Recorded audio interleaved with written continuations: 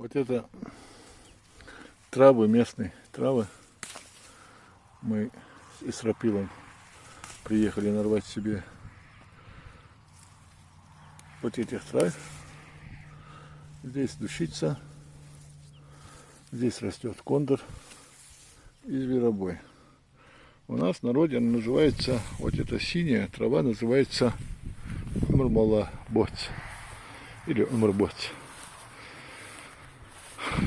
К сожалению, мы немножко опоздали, потому что чай уже отходит. Вот это уже отходит, а вот это в самый раз. Здесь были дожди, поэтому мы немножко опоздали с сбором чая, травяного местного чая, но стараемся намотать.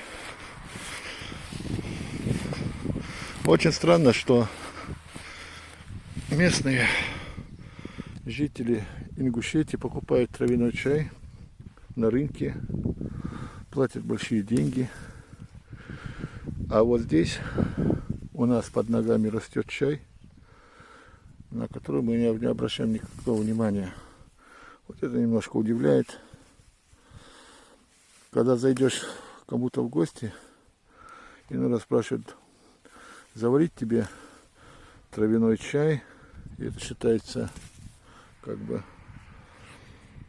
аккуратнее выразиться, удел блатных, да, так скажем, угостить тебя травяным чаем, который покупали за большие деньги на рынке в то время, когда наш чай вот здесь вот растет, и мы на это не обращаем внимания. Многие даже не знают, как он выглядит, наверное.